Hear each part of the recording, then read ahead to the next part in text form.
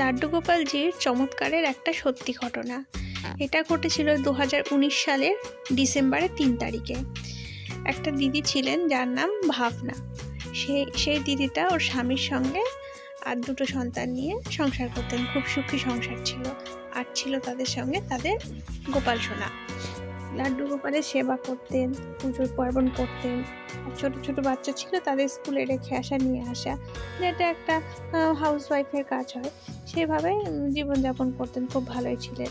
তাই একদিন ওই 2019 সালের 3 ডিসেম্বর এর ঘটনা, দুপুরবেলায় ও সমস্ত কাজ শেষ করে মায়ের বাড়িতে ফোন করছে কে কেমন আছে জানার জন্য। দিয়ে মা বউ হঠাৎ করে জানাচ্ছে ফোন করে। তার কিছুক্ষণ পরে ফোন রাখার পরে মায়ের ফোন আবার আসে, তো বলে তোর ভাইয়ের অ্যাক্সিডেন্ট হয়েছে। ওইটা শুনে তো খুব ভয় লেগে গেছে আর খুব মন খারাপ হয়ে গেছে। তখন ও তাড়াতাড়ি নিজের স্বামীকে ফোন করে জানায় যে এরকম ব্যাপার। তো স্বামী বলে যে তুমি চিন্তা করো না, তুমি যাও তোমার ভাইকে দেখে এসো আর কিছু টাকা পয়সাও সঙ্গে নিয়েছে। দিয়ে ও ভীষণ কান্না করতে থাকে, মন খারাপ হয়ে যায়। আর তার পাশের বাড়ির দিদি ওটা দেখে তাকে জানায় যে ভাবনা তুমি যাও, তুমি চিন্তা করো না, তোমার ছেলে মেয়েকে আমি স্কুল থেকে নিয়ে আসবো আর তুমি ভালোভাবে যাও তোমার ভাইয়ের কাছে, ভাইকে দেখে এসো।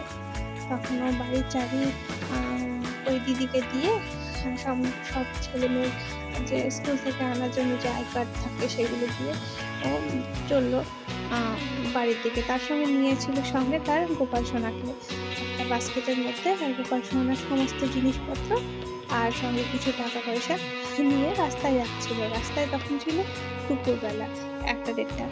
আর সেই সময় আমরা জানি রাস্তায় গাড়ি ঘোড়া অটো টোটো কমই পাওয়া যায়। তো এমন জায়গায় ভাবনাজির বাড়িটা ছিল যেখান থেকে মানে সদর যে শহর সেখানে আসতে একটু সময় লাগতো।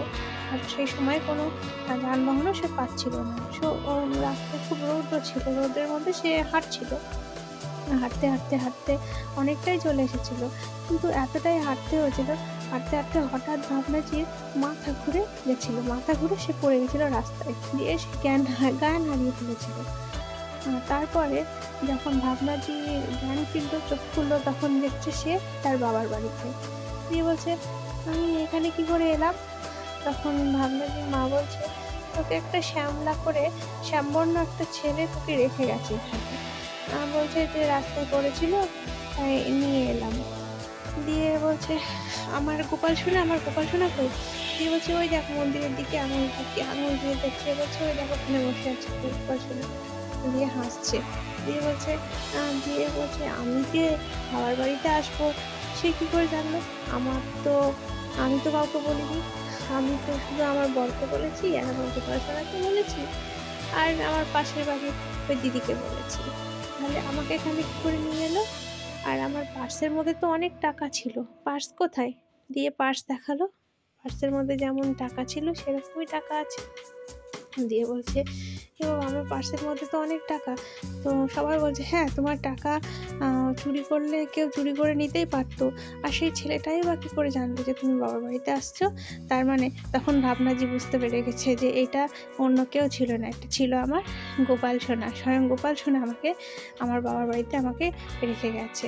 তাহলে এই হলো ভগবানের একটা লীলা, যে তোমার সঙ্গে যে গোপাল সোনা সবসময় থাকবে, তুমি তা সবসময় ফিল করতে পারবে যদি সত্যি তুমি গোপাল সোনার মন থেকে ভক্ত হও কি ভক্তি করো। তোমাদের কার মনে হচ্ছে যে এটা স্বয়ং গোপাল সোনা ছিল যে ভাবনাজিকে তার মায়ের বাড়িতে রেখে গেছিলো? অবশ্যই কমেন্ট করে জানাবে আর বলবে যে তোমাদের কেমন লাগলো গল্পটা। হরে কৃষ্ণ, রাধে রাধে, সকলকে ভালো থাকবে।